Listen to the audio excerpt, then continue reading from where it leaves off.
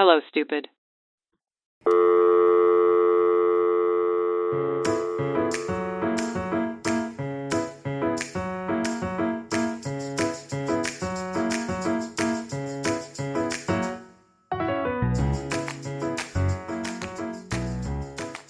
Hello, Sanya. Hi, Tama. How are you? I tried to sing a little bit there too. Yeah, it was beautiful. Should we try to harmonize? No. Okay. The fact that you were just about to. yeah, yeah. I had taken a breath and everything. How are you? I'm okay. Yeah, I'm still recovering from my cold. It hasn't been like 3 weeks. Everyone, calm down. We're recording 2 days in a row. That's why. But I feel I'm good. I'm good. It's just it feels like it's climbing up my throat into my nose, and so now my nose feels very stuffy for some reason, which is uncomfortable. But it's Uh, fine. I'll be fine. a stuffy or like blocked nose literally is the worst thing. Oh, I know. I know. There's like I a want meme. to see if I can get like. I need to talk to my doctor. Add it to the list of things I need to talk to my doctor about. But if I feel like my nose, like the airways are constricted or whatever, like I could. I want it to be breaking up and like wide open. So you want a nose job? I'm a little confused what you're asking for Not a there. nose job. There's a condition. I just don't know the term for it, but there's a condition where like your nose. Like a deviated septum? Yeah, that. Just so you I know, think to fix that, it's technically just a nose job, right? no. Yeah, it is. Really? Yeah, it's because I knew this girl in high school and she had a deviated septum and she was like, "Oh, I'm getting surgery to fix it." She comes back with a nose job and we're like, "You just got like your a nose job." But it's like that's what they fix because your nose looks like that. So it's like a Oh, lot of people that do get nose jobs lie and say it's a condition, or some people actually just have a condition, but you get a nose job out of it. but I like my nose though. Yeah. Like I And then don't I want don't think you also have a deviated septum. no. I just know it's always been very difficult to breathe by my nose. Like when I was a kid, like my dad was really, really like always angry at me when we were eating because I was eating with my mouth open a lot. But it's because I Oh. couldn't breathe. Oh. Interesting. Yeah, look into Yeah. that. So, um, did I ever tell you this? I have a friend who literally told me that like if he went to get a nose job, he would bring a picture of my nose to the surgeon. No way, what a nice compliment. It's a very nice compliment. I was a little bit taken off guard because no one ever complimented my nose in my life before that. Mhm. And I was just like, oh, that's a bit creepy. You're going to have my nose? Yeah, yeah, I guess you But do have a nice nose. I've never looked at your nose like that. Now I I can't don't, stop looking at it. I don't even know like how, like what qualifies a nose to be nice. Like, I don't think I ever paid much attention to noses, people's noses. Guess, like generally speaking, proportionate to your space. I guess. But mine, Um, is it? It feels big. and like I feel like a lot of people are just insecure about their nose. Do you like yours? I didn't growing up. Um, I can see but why. No, I'm just kidding. I'm just kidding. I did it growing up. You know what? My mom, she added to my nose insecurity because she always makes fun of my sisters and me. And she'll be like, "You have a big nose like your dad." And I'm like, just tell us we have a big nose. And then she made fun of our nose. But like, I think I've grown into my nose. yeah. Contour helps. Oh. But yeah, no, I don't hate my nose. Yeah, but I do think that's like a thing that people, hate more. Focus about. Yeah, I know. Yeah. Yeah. I don't know why. I've never even paid attention to mine, to be honest. So it's Yeah. just never been a thing for me. But I guess because it's in the middle of your face, you literally can't look away. Can't miss it. No. Yeah. Anyways, how did we get to noses? Oh, because your It's nose is stuffy. blocked. Yeah. That sucks. I know oh that my god. was I was when I was sick like last week too, my nose was blocked the most. Or I hate a runny nose. Oh yeah. I hate a runny nose. Like I hate when you're talking to someone and you feel your nose like just leaking. Me, it's when I was in the service industry, and then all of a sudden, like I'm taking an order or something, and I can feel my nose like slowly dripping. I'm like, oh no, I need to walk away from this situation now. And then you like try and like, do a little quick little finger Hmm. wave, but it's like more than you expected. And then you're like, Yeah, then you just chill with this on your finger. yeah, Yeah. yeah. Noses. Yeah. They're just there being annoying. And they have hair in them. Mm, they're they're they're great. Anyways, other than that, yeah, I guess we should let our listeners know we are pre-recording because as you're listening to this, we both will be on a trip. Oh, it's true. Yeah, Uh, yeah. I'm so excited. yeah, you mentioned last week that you're going to Taylor Swift Yeah, in Portugal. yeah. And you are going to I mean, Dubai. yeah, I'm going on my honeymoon to Oh, it's your honeymoon. It's Dubai. true. I keep forgetting. Yeah, I keep forgetting too. And now I'm like, you know what? I need to start telling people because you only go on your honeymoon once. True. Yeah. Maybe. Yeah. Sometimes you go more. Sometimes you go with multiple people. But hopefully this is just once with me. Hopefully. Right. But yeah, me and Avril are going to Dubai and then we're going to Milan and then London for my friend's wedding. It's a very fun trip. It's such a random trip, also. Yeah. Like the itinerary doesn't have like a Any rhyme or rhythm to it. exactly like a theme or anything, but It I makes like sense it. in my head. There's a theme in my head, but that will remain in my head because I don't think it makes any sense out loud. Oh, okay, great. Um, yeah, so we're pre-recording. Yeah. Yeah. But if you're listening, don't forget to like, subscribe, recommend it to a friend. Tell us we're doing a great job and we'll appreciate you. Yeah, we'll see your little message and notification from I was going to say the beach in Dubai, but I don't know if you'll be at the beach. Is there a beach in Dubai? Oh yeah, there's Yeah, beaches there in is. Dubai. Yeah. Yeah. Yeah. Or from the Taylor Swift concert. And I don't know why I just pretended like I'm going to the I concert. know. I was I'm like, are going. you going to tell people you're going when you're not? No, Justin will be at the concert. I'll be having dinner by myself in Lisbon, and it's going to be fantastic. Yeah, you'll be having so much fun. I really I'm want to go to excited for it. Portugal. I've heard it's Yeah, amazing. yeah. Well, it's my episode this week. So, do you want to start us off with an icebreaker? Yeah, your first even number episode. Yay! All right. So, the little icebreaker I have for you today is if you had a superpower to do anything, what would it be? Oh, why? I have an answer to that question usually, but the fact that you added to do anything in there kind of throws me off. Like, what do you mean a superpower to do I anything? don't know. That's how it's worded. Okay, just any superpower. Yeah. Okay, Yeah, exactly. Yeah. To do you almost. anything.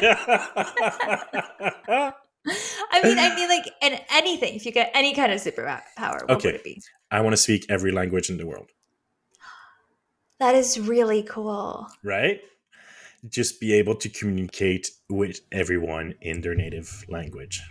That's actually really cool. And that's kind of like a realistic superpower, I would say. Like, I don't. I no, wouldn't say realistic. but like, I like it because it's not I mean, it's Like achievable. without studying. Like Yeah.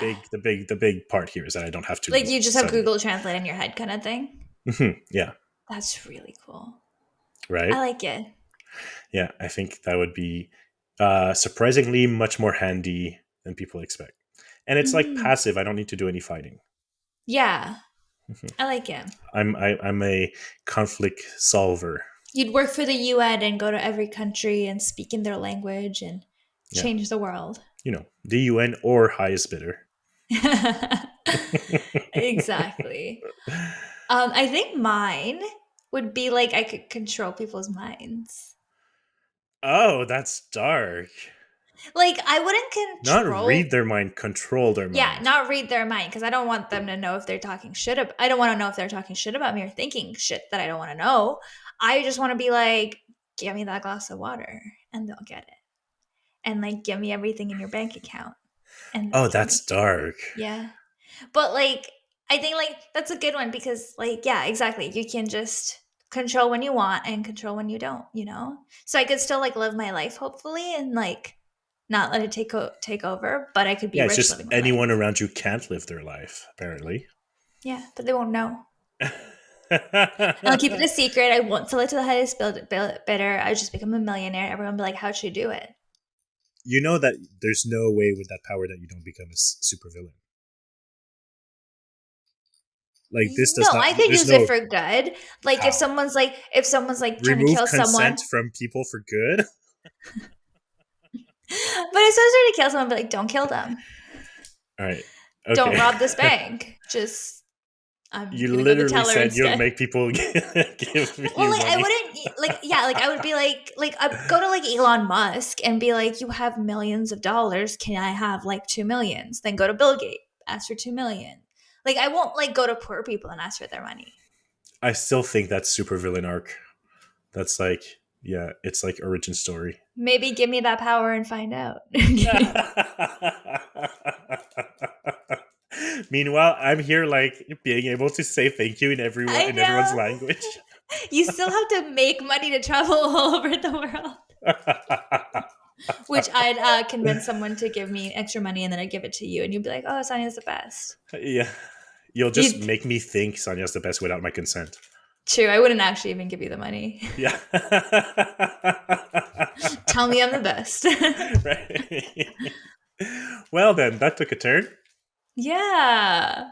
Um, But share with us what you'd want your superpower to be and if it's better than the one Doma came up with. Because I do think that's like the coolest one I've heard. Thank you. Like I'm very proud of it. the most like I think it's like realistic. Like mine isn't. No, No one has a mine is not superpower. realistic either. But Ish. it does feel like the thing that like you hear like someone got struck by lightning and wakes up and knows like a different language. I Hmm. just have to get hit by a very strong lightning bolt. Okay, I think it's realistic because, like, with technology, I think someone could create like a microchip that you put in your brain that has like Google Translate in it. That's the way I think it's realistic. But that's boring. I don't like that. I don't want Yeah, that. true. I don't want that everyone talking to me sounds like it's English, or Yeah. I want to be able to talk in so many different languages, and also like I don't want you to understand if I'm talking Farsi with someone, Mm, yeah. right? Okay. Now you're using it to be evil. Right? Language villain. Just not evil, just spiteful. All right. Do you want to talk about something completely different? Yeah, let's get into what you have for us today. Well, you can start us off by telling us what do you know, sorry, about squatters' rights or adverse possession laws, as they are also known. Ooh, okay. Squatters' rights. So what I'm thinking Yeah. is like, you know what? I don't know much about it. What I'm thinking is like people that are living somewhere and now they've stopped paying rent, but their landlord cannot evict them due to laws in favor of someone that's been living in this certain place for a while. Oh, okay. Am Oh, I I didn't looking know at that's this how you. wrong? Yeah, I think you are. Yeah, yeah. Oh. That would be tenants' rights, not squatters' rights. Okay, wait. So squatters' right is like someone there's like a building and Hmm. someone's now just living there. That's more like it. Okay, yeah, yeah. So they're not actually they never actually paid to live here and now they have moved in and you can't get them out due to laws in favor for them being there. Okay, kind of. I mean, I didn't know much about it either at all. Yeah. The only thing I knew about it was I knew this kid in my neighborhood growing up that was like kind of from a very grifty family. Okay. Like they always like had tricks to like make a quick buck, and they knew all the loopholes and stuff. And he told me once that like if you ever found an abandoned building, all you had to do is to like get a phone line hooked up in there to prove that like you're occupying it, that you live there, and then you wait like a few years, and then you keep paying the bill of the phone line, and it becomes like legally yours, No way. right? And I was like, okay. I need to know more. And then I never looked into it anymore. But I did today, or not today, yesterday. And I wanted to know, like, why do people do it? Like, is it actually that easy? Mhm. And is it ethical? And as it turns out, the answer of for any of these questions is actually like not straightforward at all, kind of very complex. Mhm. So I thought we could explore it together, and we you can tell me what you think about it. Okay. Um, so let's start with a case in Quebec, actually. It's your friend. Yeah, exactly. It's my grifty friend. No. In 2017, squatters' rights were invoked for a parking space on a residential property in Bromont. The um, Though the case is public, I won't be using the name of the people or the address of the property because I just don't think it's relevant to discuss it. But basically, a couple purchased a chalet in Bromont with a 4 cars outdoor parking space. Bromont is like north of Montreal. Okay. Wait, is it actually north?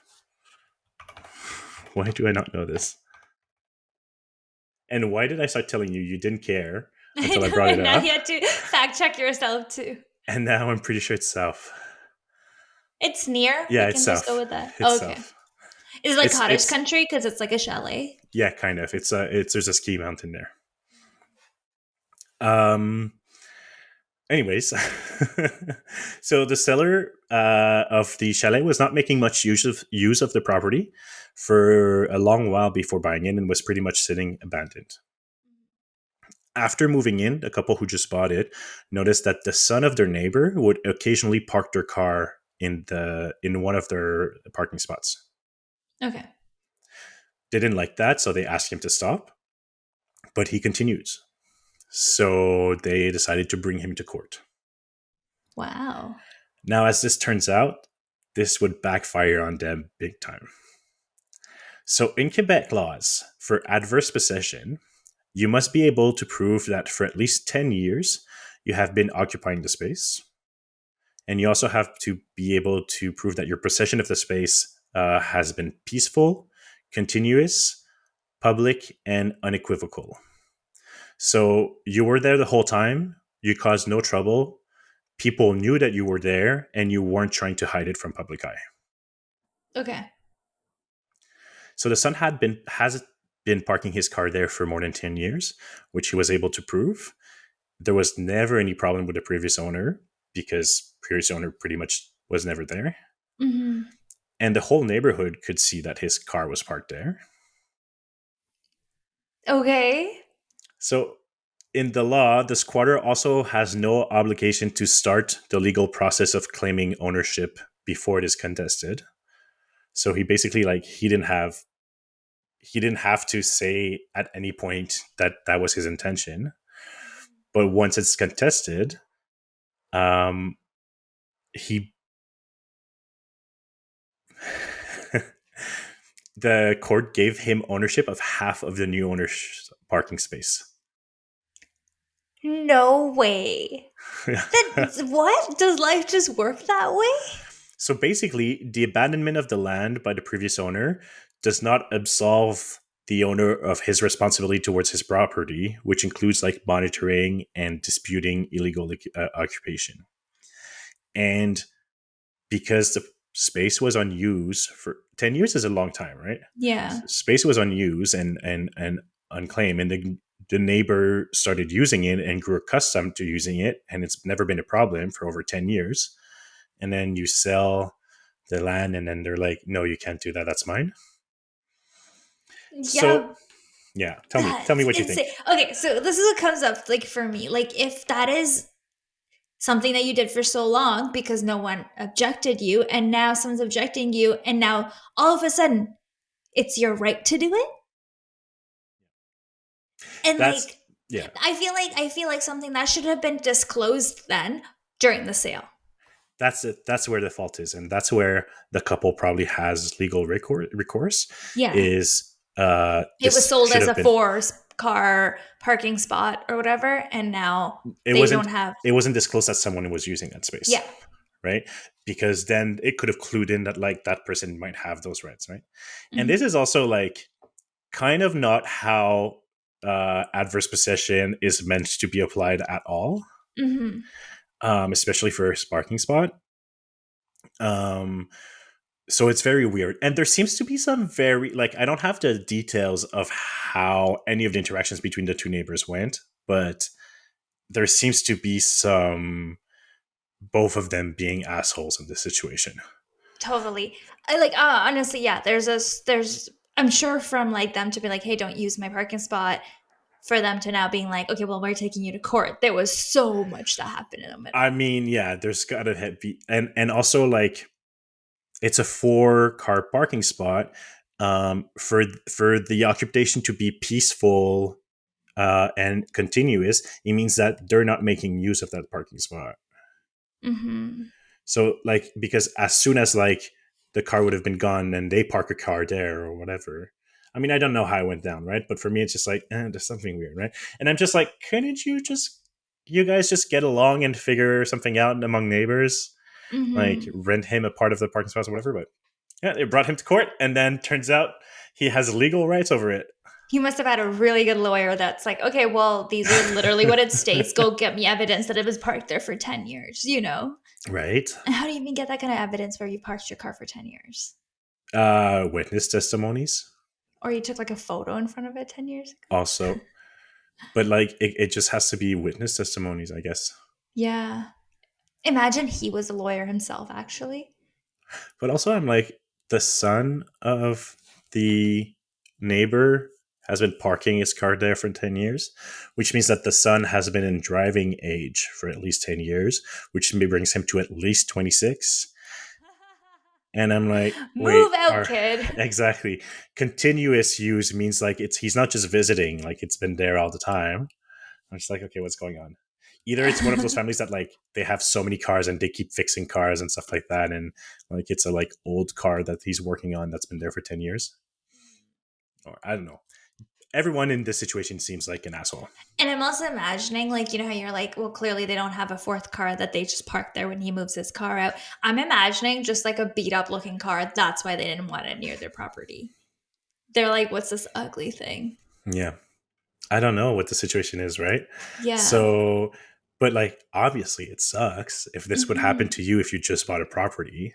Mm-hmm. It's lame. That Um, that sucks. so, what is squatting? What is the adverse possession? Squatting is a complex and controversial issue that has sparked many debates across the globe. Some view squatting as a form of housing activism, and it challenges the existing property laws and address the issue of homelessness.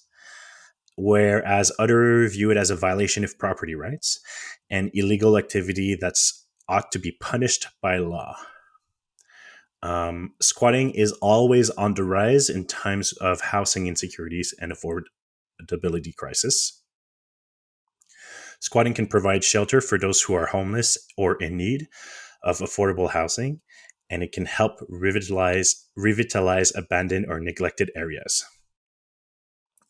This is like more like I'm talking more about adverse possession, but squatting is just the act of being somewhere where you that's abandoned and staying in somewhere that you don't have the rights to be, right?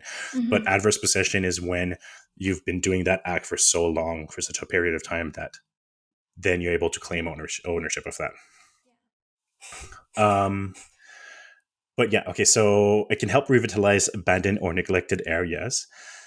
In fact, squatting is often a precursor to gentrification. Mm-hmm. So they'll take over a rundown and dangerous building and give them an edge and social capital, reinvigorating abandoned areas, which eventually brings in more capital and more investment. Um, there's a whole like squatter aesthetics that has greatly influenced hip and gentrified areas. What? So if you think about the whole industrial look, so industrial lighting, DIY shelving and seating, electrical, bric-a-brac decoration, community gardens. That's all from squatters moving into industrial areas and renovating themselves and DIYing the buildings themselves.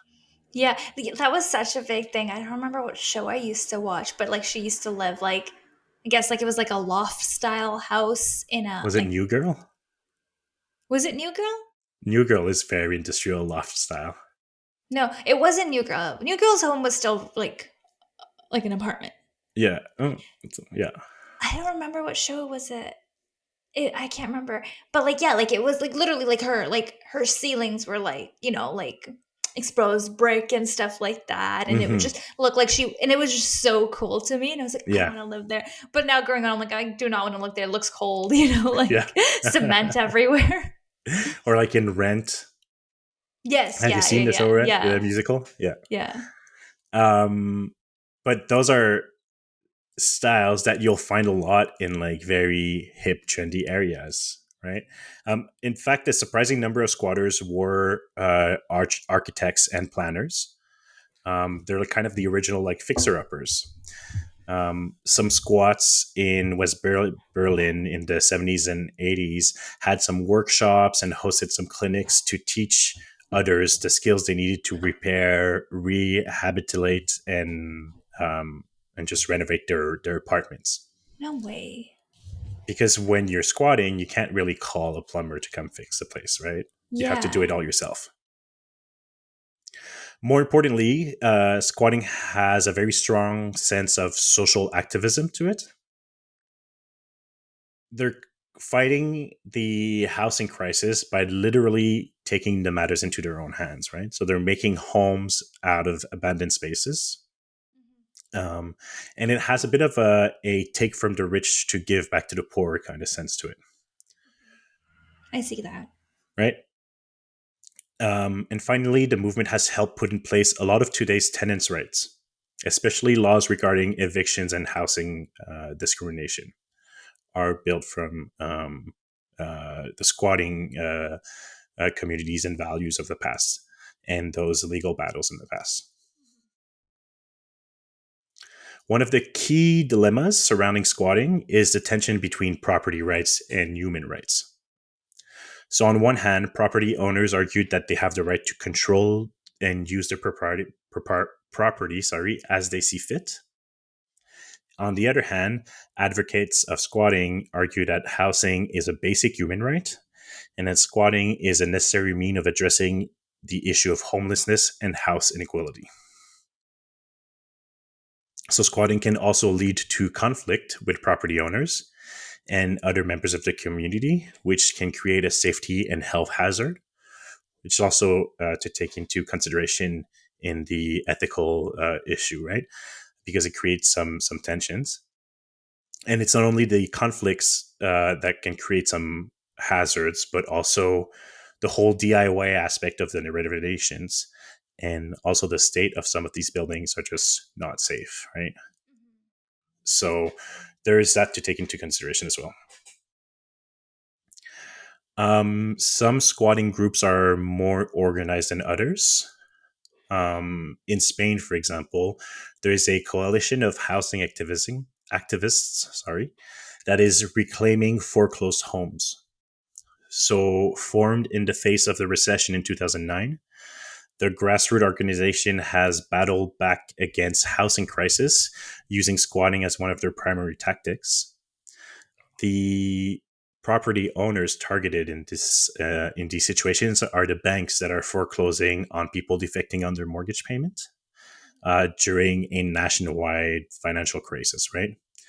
And then not reselling the house because no one could afford them, so they would take back those houses by squatting them. This movement was greatly supported by the public.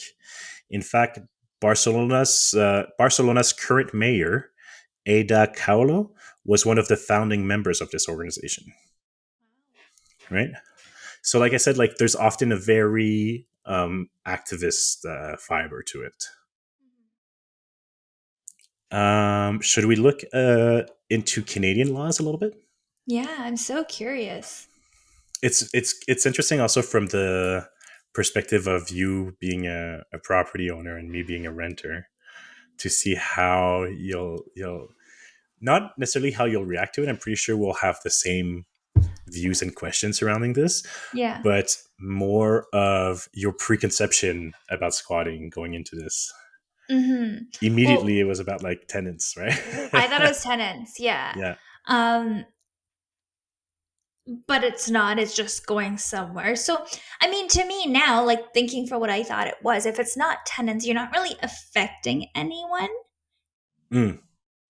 You are affecting people, but you're not affecting, like, it's not, it won't affect you as a condo owner going on vacation for a month, for example, you know? Or even if you had a second property like a chalet that you're not living in because you're putting off some renovation and you don't have the money, so it's sitting empty for like 2 years, it's not going to affect you either. Mm-hmm. It could affect you if you just, um, inherited from a house overseas from your parents and you just, it's in a state of disrepair and you never go there, then yeah, it could affect you. Yeah. um, but most of the time it affects people who have multiple properties and who are just sitting on some abandoned properties because they can't or won't um, invest into making them hospitable or habitable, or they just can't find any buyers for them in the state that they currently are. So that's why it happens with factories a lot and stuff. I'm thinking also it affects, like, to me, the way I would think that I could be personally affected by this is say that I'm living somewhere and there's, yeah, an abandoned building by beside me and the squatters there are not are making me or like, kids or someone feel unsafe, Hmm. and like, and also, yeah, like decreasing the value of the property that you own in a way. Yeah. Um, but Well, yeah. we'll kind of get to this a little bit. Hmm. Not much, but I'll talk about that in a second. Hmm. Okay, so in Canada, laws will vary from province to province. Hmm. One of the major difference are the times that someone need to occupy the space before they're able to claim adverse possession. So it varies between 10 to 60 years. 60. 60, yeah. Okay. Adverse possession is a principle of real estate law that allows a person who possesses someone else's land for an extended period to claim legal ownership of that land. So if we look at Ontario's laws, for example, for a claim of adverse possession to be successful in Ontario, the following criteria must be present. So continuous possession, the squatter must occupy the space for 10 years. And basically, they have to treat it as their own the entire time. This can be done with witness testimonies, documentation, and photos, or like phone bills, like my grifty neighbor, my grifty friend in the neighborhood would say, or surveys and expert testimonies. It has to be open and notorious possession. So this means you can't be sneaking in and out, and you can't hide your occupation of the space. It must be obvious to everyone, including the owner. Okay, so this, for example, I think, the image that people have of squatters is often one and the same with homelessness, right? And you're thinking of, some uh, homeless people with their plastic bags, maybe with a drug problem and a behavioral problem, who are breaking windows in the abandoned factories in the house next to you. Already, this doesn't necessarily qualify, right? Because they can be sneaking in and out or hide their occupation. They have to make continuous possession.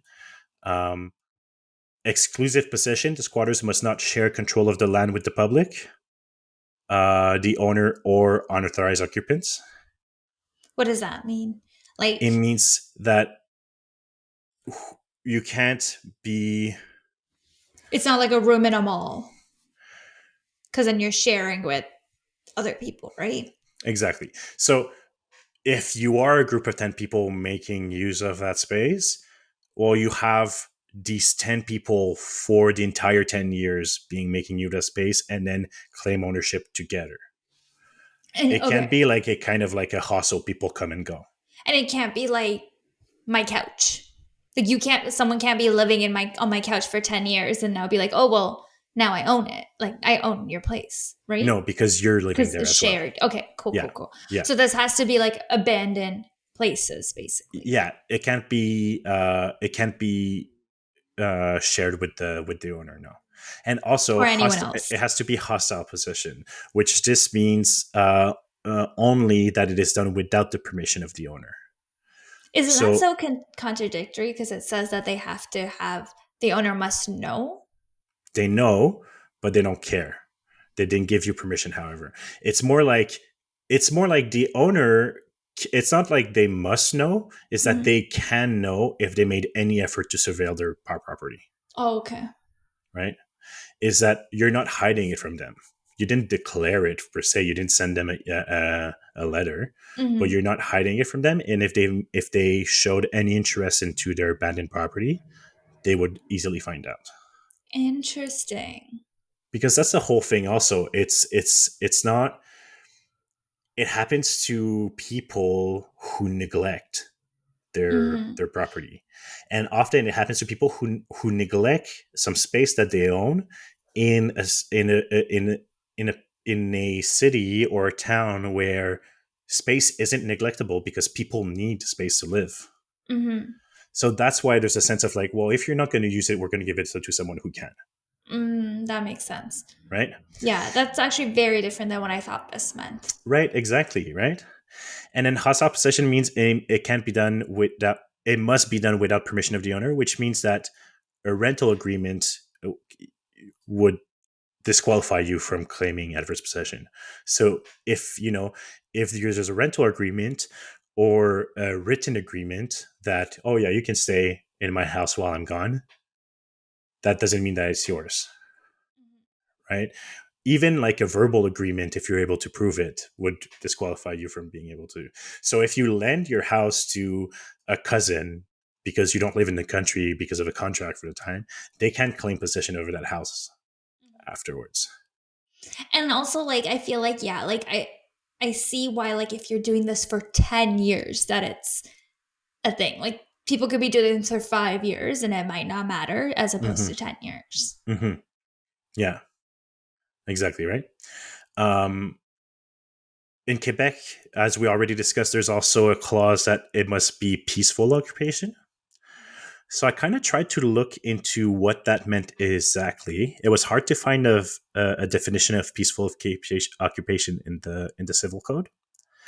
However, I found another mention of peaceful occupation in the Charter of Human Rights and Freedom, and it said that every person has a right to peaceful enjoyment and free disposition of his property. So my assumption is that as long as the squatting does not prevent anyone from their right to peaceful enjoyment of their property, then it's considered peaceful, Okay. right? So it's not like when like looking back at the parking spot scenario, if that guy was like then now like, you know, blasting music there and just like making that parking spot like not just a parking spot, like partying there, smoking there, then that wouldn't be as peaceful, Right. right? Well, I mean, no, but he might have already had 10 years of peaceful occupation at this point. So, but for example, if at any time that the previous owner had come by and was like, well, there's a car in my parking, I can't park mine, then that would not be peaceful occupation anymore. Well, because then there's a conflict. I can't enjoy my property peacefully because you're using it, Oh, okay. right? But also, if we go back to the hostile possession, that it can't be done without the permission of the owner. This is where I'm like, guys, this is what if you should have done. Those people from Bromont, you should have given him an agreement, a short term agreement. All right, like listen, sign this paper that I allow you to be there for the next year, and we'll talk again about it again in a year. Yeah, and so taking him to court right away. Yeah, Yeah. Yeah. I mean, I'm sure there's so much more to the story where they're that like we're like, okay, well, we have to just take him to court at this point. They yeah, probably didn't think that he would win. yeah. Seriously, seriously. But as we can see, like none of these laws are in place for a scenario like that parking space dispute, right? All right. So here are ways that you could prevent adverse possession. And I think this really showcased how much people neglect their properties. Because if you simply monitor your property regularly, you can easily prevent this. Because once you monitor regularly, you can address intrusions immediately. Um, you need to have clear boundaries markings, so fences, signs, hedges. You can keep documentation and surveillance, so keep any detailed records of disputes or encroachments and how they were resolved. Um, Install some cameras documenting activities on your property, for example. And then keep any records of legal agreements if someone's using your land with your permission, for example. So, you know, 10 years is a long time to not address someone trespassing on your property. So, if I think about in my neighborhood, there's a lot of like abandoned factories, for example, who are complete eyesore in state of disrepair, broken glass everywhere, broken machineries, graffiti, stuff like that. People sneaking in and out, kids sneaking in and out, um, potentially hurting themselves. Like that's a big. Um, it's very irresponsible from the part of the owner of that space, right? Yeah, exactly. So I wouldn't feel bad for them if someone took that away from them. Yeah. And like even going back to where you're like, oh, I'm surprised to see your opinions being a property owner. Yeah, like I don't think like yeah, I'm starting to not feel bad for the owners in this scenario because as a property owner, I could not imagine having a property for 10 years that I haven't looked after. Right? You know, and if like somehow I inherited a factory or something like that Yeah. and at this point there are no squatters, I would try and like sell it and like, you know, Yeah. make some money off of it, sell it to Yeah. be or like, you know, take it, tear it down and get something actually nice built on it than just have an abandoned building. So it's not always as simple as that. There's many reasons why you might not have to sit on an empty factory for a while. Um, Zoning laws, for example, might not be residential. You might not be able to resell it as a residential property, but there's also no buyers for factories in the city anymore, right? Or you simply don't have the funds to renovate it and transform it into some different kind of commercial space or something like that, right? Um, but at the same time, like, okay, boo hoo, you're a factory owner, do something about it. It's like, okay, well, I get Yeah, it. keep a better eye on it, you And know. it's just like, well, you might not want to make the investment, but you still have the possibility of making the investment and making money off of it. And if you don't want to make the investment, well, then, if a group of people who are desperately looking for somewhere to live are ready to make that investment, then maybe, yeah, they'll take it away from you. And like I think if I found squatters at my property, say like this inherited factory, I Hmm. found squatters and I was like, oh shit, like, you know, like obviously it's an abandoned factory. I'd offer them, be like, okay, I'll give you, you know, this much if you guys just leave before like taking them to court so they can like because I'm pretty Hmm. sure squatters probably aren't like, oh no, we've been purposely doing this for 10 years, we have all these things, like they're probably not aware of their rights yet. Some do. No, some do. Some are like organized groups who do this. Yeah, true.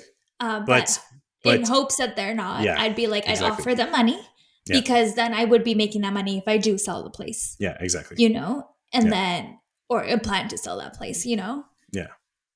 And this is a real rare scenario where you inherit a factory and you have no financing to do anything about it. But this building belongs to like Big big corporations. corporation groups, right? Mhm. And a lot of the time, it's cheaper for them to wait for it to fall in a state of disrepair and then just have like subsidies from the city to destroy it, or I don't know how it works, or to just wait until the neighborhoods becomes gentrified and it's bought out of them from like some prospectors or something, Exactly. Yeah. right? So Yeah. It is also rare that like abandoned buildings sit there for 10 years. not in my city. Yeah. Not like There's a lot. there's a lot, right? Yeah. You know what I have noticed in Montreal? Oh yeah, yeah, yeah. There's a lot, and like they are old. Yeah. You should go look in there. Become a squatter lawyer. Be like, do you guys know your rights? Yeah. No thanks. All right. So if you're not able to prevent squatters, this is what you can do. You try to take early actions if you suspect that squatters are there. It's again crucial to act quickly because the longer they remain, the more complex it could be to remove them. You'll give them legal notice of eviction. You'll document and surveillance against. Ideally, document any of your interaction, but also try to surveil their visits and their comings and goings, and document that so you can have some sort of argument of have they been doing continuous possession. Um, Increase the physical security, so improve physical security of the property, installing fence and locks and security cameras, and once they're out, make sure that they're not able to come back in again, and then seek legal assistance. um Again, like we've already talked about it just now, but like this is not a problem that happens to any type of property owner. It's very specific to um, a certain type of property owner, usually, except for that one Mhm. case in Quebec, right? Um, That was but so funny. this is where the ethics of squatting become more complex. Um, I have another case that I want to talk about. It's of Freetown, Christiania. Christiania. So Freetown, Christiania is a intentional community and commune in the Christiantown neighborhood of the Danish capital Copenhagen. It has about 850 to 1,000 residents, covers 7.7 hectares of land, and it was formerly a military base. So the Freetown began in 1971 as a squatting of that military base. Today, it's considered one of it's the fourth largest tourist attraction in Copenhagen, actually, with 500,000 visitors annually. And the when we say Freetown, it's because the whole property is owned by the group of residents who live there, and they have like their own laws in place for the town itself. It operates under a pseudo anarchist consensus. So meetings are held in order to discuss and decide on items in the community, such as like finance, revenue, as well as businesses and construction. Um, and then the territory is divided in 15 local areas, which are responsible for decisions in their own boundaries. And then when no consensus can be obtained in area meetings, it is moved to the highest authority of Christiania, which is a joint meeting in which all of the citizens can participate, and they have to reach consensus on every decision. Oh So my it's god. very hippie, Yeah. right? That's So it so was crazy. formed in 1971 which started with about 150 squatters who decided to jump the fences and take over the military land that was abandoned in the 60s. They formed a commune and made their own laws and legalized drugs. Yeah. In the sorry, this was in 1970. One. It's a very Wow. peace and love, hippie, all that, right? Yeah. So they were angry with the government and they were acting out in response for housing crisis. They cut off access to the roads, they banned cards, and they liberated the leafy enclave that covered about 35 hectares of prime Copenhagen real estate. They called their commune Christiania because of the name of the neighborhood, which is Christianhavn. Christina? Christiania. Sorry. Christ Iania. Oh. It's hard to say. Um, so their plan was to live inside Denmark, but outside of its laws. That's insane. They wrote their own constitution, printed their own money. They ended conventional property ownership, and they legalized drugs, which apparently they could do. That's so funny. So the commune's guiding principle was very simple. It's that everything is allowed until it starts to bother someone. So at first they enjoyed. I feel like that's sorry, life, right? Like I feel like that's how laws are made. It's like we don't know this is not allowed until someone's like, I don't like it, and then they're like, okay, let's ban it. Um, it reminds me of one of my favorite sayings of how like I live my life. Which actually in that episode we filmed in person when we played Truth or Drink, one of my questions was like, "What's your favorite saying?" I should have said that one. Is in French, c'est les libertés de l'un s'arrêtent là où celles des autres commencent. It means one's liberties stops where the liberties of others starts. So Okay. basically, you're free to do everything until it encroach on someone else's freedom to do everything. Mm-hmm. So the only places where we have to stop is where we need to live together, right? Yeah. I like that. I think that's how I live my life. Yeah, that's cute. I like that. Um, and that's what they thought also, apparently. So you should join this commune. I should. So at first they enjoyed kind of a blind eye from the authority and they were left to live in peace. The police did try to clear out the squatters, but too many people were living there and no one wanted to leave. So to keep the peace, they kind of just left them stay. In 1973, the government agreed to give them 3 years as long as they paid electricity and water. And then the commune was labeled a social experiment. In 76, however, once those 3 years were up, the Ministry of Defense brought a legal case against Christiania, which was upheld by the Supreme Court and ruled that Christiania should be cleared out immediately. But nothing happened. No one did anything about it. And later They're the same breaking their year, own laws. I know they just like, cool, we have a ruling. Yeah. Who's gonna tell them? I don't know, not me. Yeah. And later the same year, the Danish parliament decided that a development plan should be drafted first. So they're like, okay, well, we weren't using it. Like, it's hard for the government to argue that, like, the land that they abandoned shouldn't be used for residential purposes, right? Mm-hmm. So before clearing them out, they were like, we should at least have a plan to use it. Soon, however, they started to have some internal problems with the community. Oh no. Um, the free use of drugs introduced a lot of sketchy dealers, and the heavy use of hard drugs meant that people were dying from overdoses a lot. Oh no. Mm-hmm. So residents did their best to take matters in their own hands. In 1979, for example, they started a junk blockade. And for 40 days and 40 nights, residents patrolled the buildings where hard drugs were sold. They pushed the dealers out of the community and started offering aid to addicts.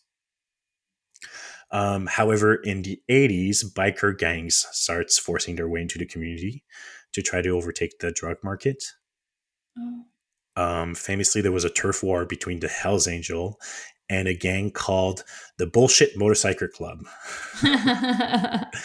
which escalated into violence pretty quickly. The bullshitters, um, actually, sorry, they found the dismembered body of a man under the floorboards of a bullshitters biker shop. Oh no. Yeah. Um, and so at that point, the community and the police, as well as the Hell's Angels, like broke up the bullshitters and cleared them from the area. And then the community from that point on put a law that biker jackets were banned from Freetown. So you can't have any biker jacket in Christiania. In 1989, the Danish parliament finally legalized Christiania, which gave legal rights to the residents to live there. So Um, that development plan never happened. nope. Okay. Not like, yeah, we're over it. Let's just let them live there. Just give it to them, yeah. Yeah. Wow. Um, however, the government and the commune continued to wrestle for decades, and they said that by 2010, they received like dozens of eviction notice. But Mm-hmm. there's too many of them. What are they going to do? Mm-hmm. The number of residents grew to around 1,000 residents. There's now it's very organized. There's like an office set up to sort out tenancies and to maintain buildings. There's sewer lines that were laid. Um, they renovate the old buildings, and there's a few rules in place. Mostly no violence, no gangs, no guns, no cars, and soft drugs like marijuana and hashish are allowed, but hard drugs were banned completely. No way. Yeah, I am also just looking it up and it looks very normal. it looks very normal. I imagined it to look like, yeah, crazy, but it looks like a normal European Yeah. city. Actually, it Um, looks cute. I want to visit. well, a lot of people do. It's one of the biggest tourist attraction in Copenhagen. That's crazy. So the commune soon gained a reputation for its drug market, which was called Pusher Street. Very original. The market has only two rules: no photographs and no hard drugs. Oh, But the town is not just party and drugs. There's a lot of families with children who live there too now. okay. Um, in 2011, however, the government made the commune an ultimatum, sorry, to either buy the land or someone else would buy it. Um, but the commune managed to raise the funds and get a mortgage from the bank, and since then has been they purchased the land. Now it's officially theirs, That's crazy. right? So in 2011, that's more than enough time since 71 for them to be able to claim adverse possession. But I guess it didn't work with the laws in Denmark. But eventually they bought it. And other than social services and hospitals and schools, it's pretty much self sufficient. There's like shops, kindergarten, restaurants, cafes, everything you need. It's not perfect, however. There's still some problem with drugs.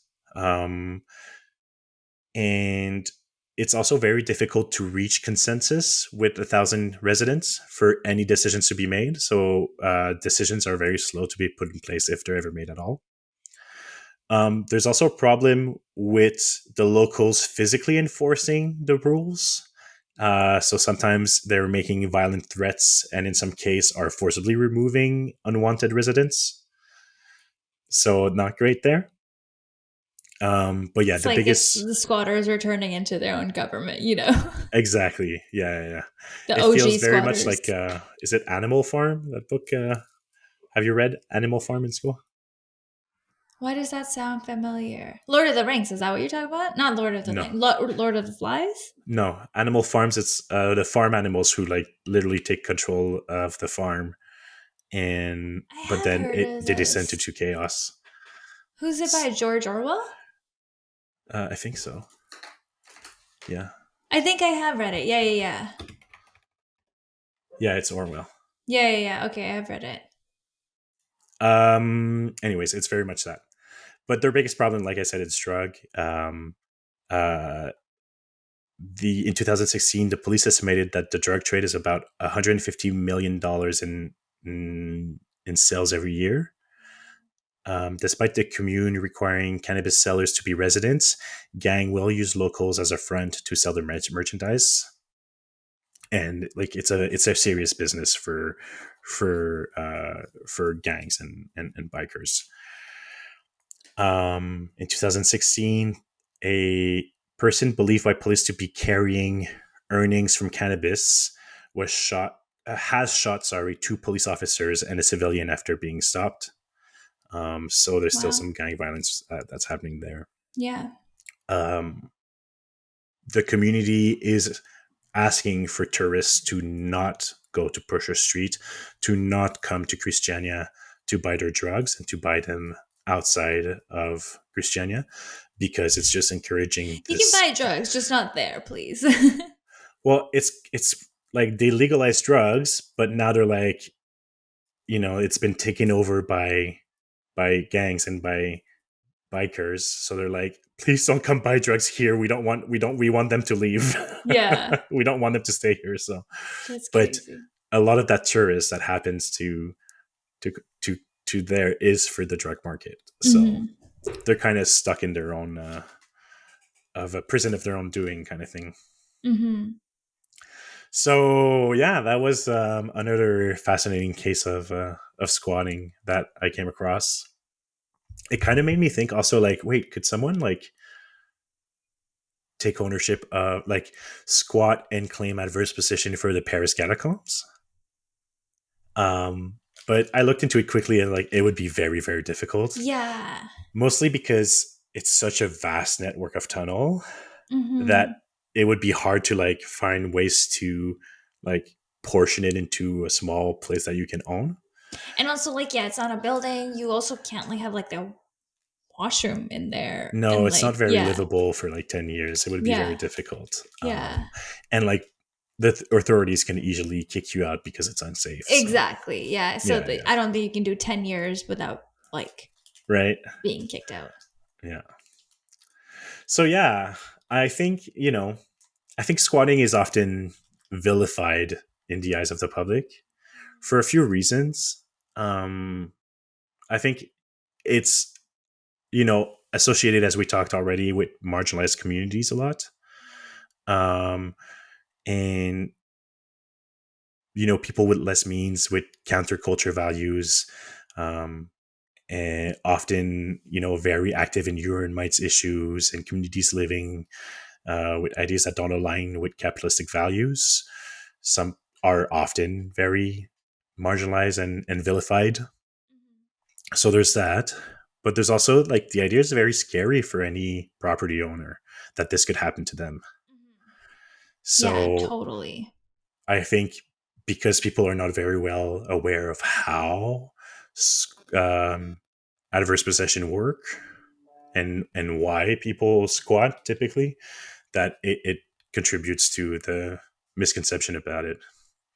Yeah, I totally get it. I just think like I don't know if property owners like of the average property should be afraid of it really, and like I think the other like people that do own bigger properties, abandoned properties, it would be hard.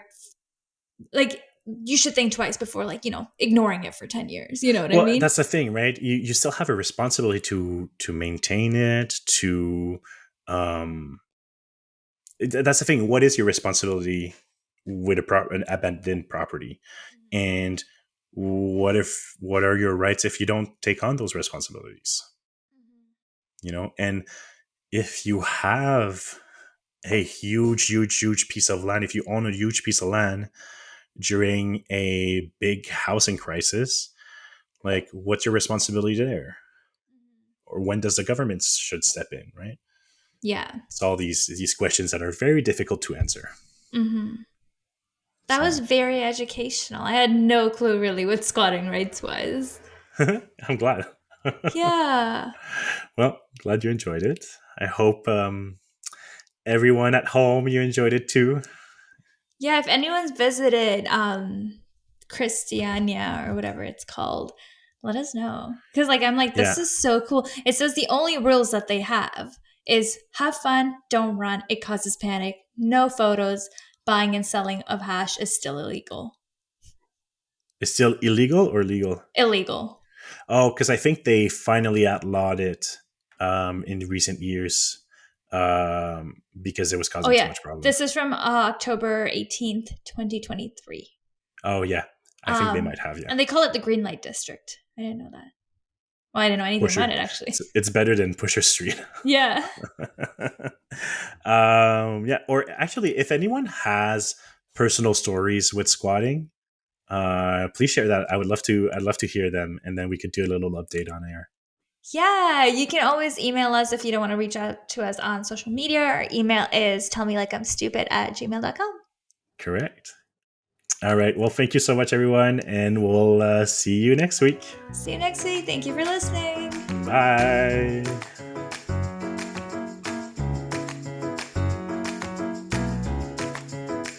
Tell Me Like I'm Stupid is created and produced by us, Sonia and Thomas. You can follow us on Instagram at Tell Me Like I'm Stupid. If you'd like to support us, please subscribe and review on your favorite podcast streaming platform. Our cover art was created by Ish. Find him on Instagram at h.e.e.s.h. Thank you for listening.